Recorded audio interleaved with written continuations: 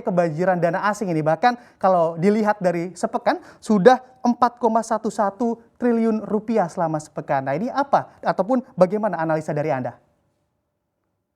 Pertama ada faktor eksternal dan internal ya. Internalnya sebetulnya adalah reform yang dilakukan oleh pemerintah itu relatif berhasil memperbaiki current account deficit atau defisit neraca berjalan. Inilah yang menyebabkan rupiah berisiko atau bukan berisiko, berpotensi itu relatif menguat dan stabil. Ya, jadi misalnya melakukan hilirisasi sektor mining. Kita melihat bahwa kita punya trade balance itu meningkat. Kemudian eksternalnya saya sangat investor publik untuk dapat belajar menyesuaikan diri bahwa pandemi dan multipolar hot peace yang seperti terjadi sekarang di Rusia dan Ukraina adalah new normal. Ini adalah siklus mungkin 70 sampai 80 tahun.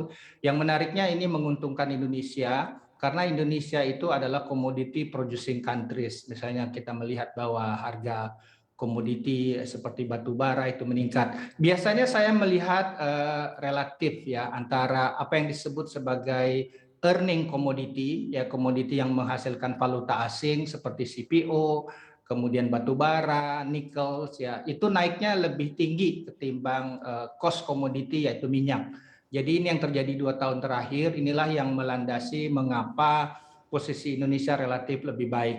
Selain itu sebetulnya sejak pandemi yang terjadi itu adalah rotasi regional menuju emerging market yang dianggap sehat. Kalau dibandingkan Indonesia dengan Turki misalnya, Indonesia pengelolaan makronya lebih bagus, misalnya suku bunga bank sentral kita secara real masih positif, jauh berbeda dibandingkan dengan Turki misalnya. Jadi so it's good news kepada para investor kami. Biasanya saya selalu mengingatkan yang penting dalam investasi itu bukan kapan masuk tapi kapan keluar. Dan menurut saya sekarang belum saatnya keluar. Keluar kapan? Ketika risiko pelemahan rupiah. Everybody like Indonesia except the rupiah ya. Jadi rupiah sekarang berpotensi berbagai konsensus menunjukkan kestabilan. Demikian Mas Bram. Baik, Pak Budi, tapi kalau kita perhatikan begitu ya dari gerak laju IHSG pada pekan ini, kebanyakan ataupun asing getol untuk mengkoleksi perbankan, khususnya perbankan big caps tanah air. Nah ini apakah memang dapat dikatakan begitu asing memang lebih suka ataupun ya, perbankan big caps ini menjadi penopang begitu dari laju IHSG ataupun penguatan IHSG yang seringkali bergerak anomali dari Wall Street ataupun bursa di kawasan lainnya?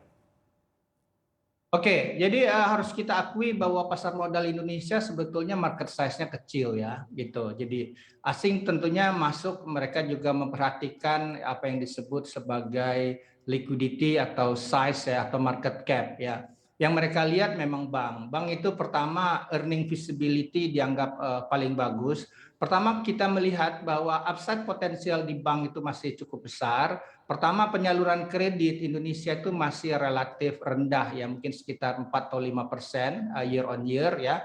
Kemudian kita melihat bahwa kemungkinan suku bunga Indonesia relatif stabil. Saya juga sudah berdiskusi dengan Gubernur Bank Indonesia ya bahwa cenderung mereka memang menstabilkan rupiah. Namun berbagai front Bank Indonesia itu cukup pro growth. Mereka menggunakan makro prudensial, belum menggunakan bunga misalnya. Sementara kita melihat bahwa daya beli masyarakat itu meningkat, paling tidak dilihat di statistik M1 ya, M1 gross itu uang kartal plus uang giral yang biasa jadikan proksi daya beli efektif, angka terakhir itu 22%. Ini sebagian besar dipacu, ditopang oleh kenaikan harga komoditi. Jadi kombinasi antara suku bunga yang terbilang stabil, daya beli masyarakat, ini diharapkan akan meningkatkan potensi lending. Kita melihat juga sebetulnya dengan kondisi seperti ini, sektor lain seperti properti juga akan